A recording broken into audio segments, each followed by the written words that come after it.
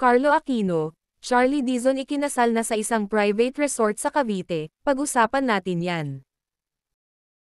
Pero bago ang lahat, kung di ka pa nakasubscribe sa ating channel ay huwag kalimutan mag-subscribe para lagi kang updated sa latest chika.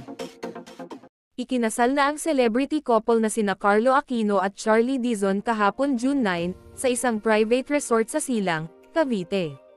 Nagsilbing maid of honor sa wedding si Sue Ramirez habang sina Bel Mariano, Kayla Estrada at Adrian Lindayag ang mga bridesmaids. Dalawa naman sa mga naging groomsmen sina Ketchup Eusebio at Ramon Bautista.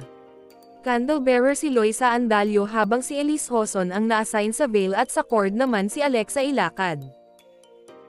Ilan naman sa mga tumayong principal sponsors sa naganap na garden wedding ceremony sina ABS-CBN CEO and President Carlo Katigbak, Q4 Broadcast Cory Vidains, ABS-CBN Board of Directors member Charo Santos Concho, Maricel Soriano, Olivia Lamasan, Vilma Santos Recto, Sylvia Sanchez, Bote Derm Corporation President Ray Annie Coach Tan, Veronique Del Rosario Corpus ng Viva Entertainment, Star Magic Head Laurenti Jogi, at ang mag-asawang senador Bong Revilla at Kong Lani Mercado.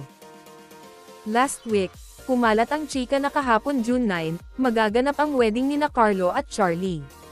Walang inilabas na kahit anong detalye ang magkarelasyon tungkol sa kanilang kasal at lalong walang nabalitang nag-propose na ang aktor sa award-winning kapamilya actress. Pero ang isa sa mga senyales na posibleng totoo nga ang kasalan today ay ang pagdating sa Pilipinas ng mga magulang ni Charlie na nakabase sa Los Angeles, California.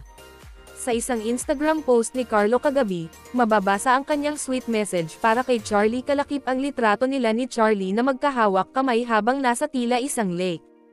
Napakasarap ng kanilang mga ngiti sa photo na may caption na, "Unti-unti natin gagapangin ang buhay ng nakatawa at Charlie Dizon _ Nag-reply naman si Charlie sa post ni Carlo ng, "I love you," with matching heart at teary-eyed emojis.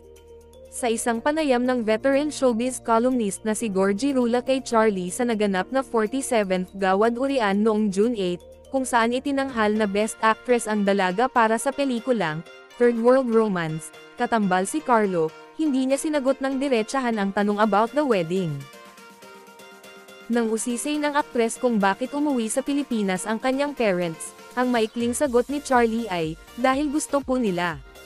Ilang beses nang na-meet ni Carlo ang mga magulang ni Charlie sa Amerika kaya posibleng doon naganap ang pamamanhikan at engagement.